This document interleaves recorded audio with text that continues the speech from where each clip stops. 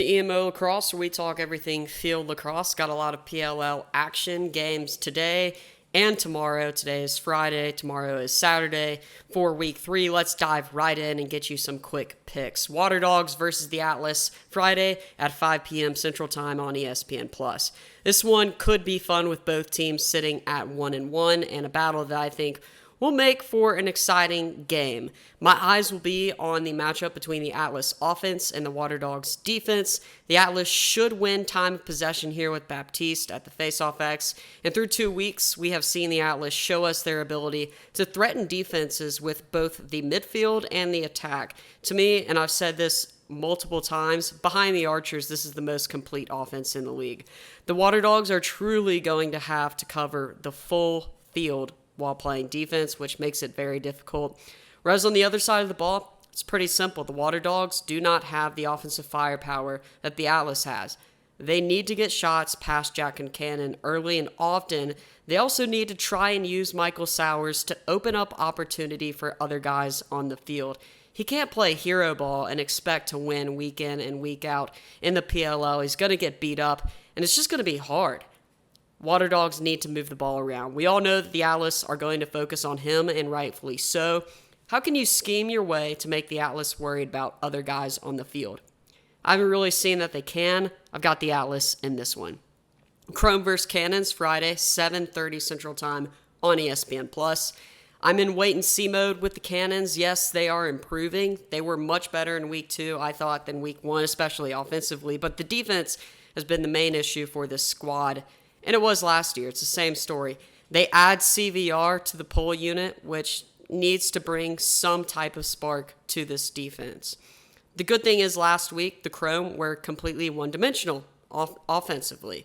When their fast-paced offense ran into the Archers, they didn't really have much of an answer. They also add a new piece, though, to this offense in Dylan Malloy. A lot of people are hyping up the Malloy addition and how it'll bring more looks to the offense. I think that it will, and my prediction is that the Chrome will get back on track after a disappointing Week 2. We see a large offensive production from both teams, but Chrome win this one. Archers versus Chaos, Saturday at 11 a.m. on ESPN, so this one is on television. Big game, game of the week. This is the game of the week, as I said, for the PLL. This is pure strength versus strength. Very excited to see this one. The Archers have the best offense in the league, one that emphasizes sharing the ball between Tom Schreiber, Mac O'Keefe, Connor Fields, Grant Amet, assuming that he will be in. I haven't seen the updated depth chart. It hasn't been released yet. Ryan Ambler, Matt Moore, Trey LeClaire, and Connor DeSimone. Every name on this offense can beat you in some way, and they aren't selfish at all. And to me, that's so important. They'll go head first, though, into a Chaos defense that induces, chaos on opponents with an aggressive pull unit backed up by what many people believe to be the best goalie in the game, Blaze Reardon. Getting open looks is hard enough on this Chaos defense that plays so aggressive. They're going to double. They're going to try and cause turnovers. But getting goals is even harder when Blaze is in the net. So the Archers are going to be forced to move the ball around a lot, which to me is their strength. The face-off battle, though, between two rookie stars in Rowlett and Sisselberger, another good matchup to watch for. And then there's the Chaos offense versus the Archers defense. Chaos on week 2 of Bandit Ball, so I'm still wanting to see more of that so I can get a better evaluation, because week 1 they're pretty much playing with subs.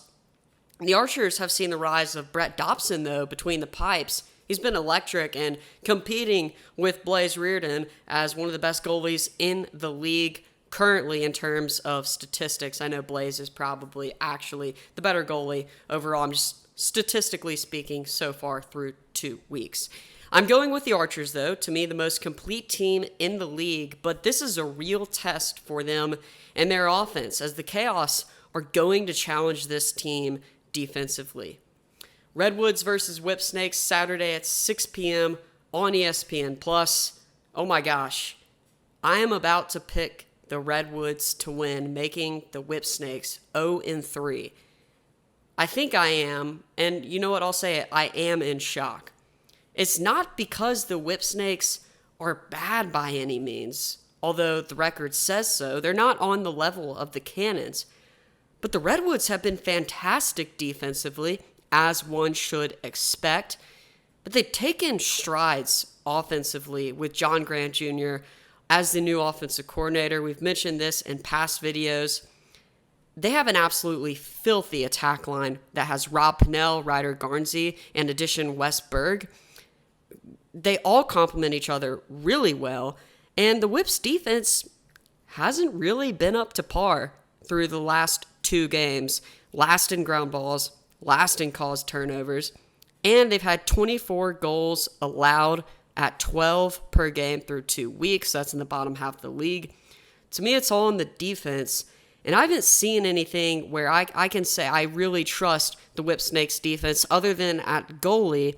But I think the Redwoods can exploit that. I'm going Woods, and I can't believe it, but I'm projecting the Whip Snakes to be 0-3 through 3 weeks of lacrosse. Let me know your predictions down below. Make sure to like, comment, and subscribe if you love field lacrosse. Thanks for watching.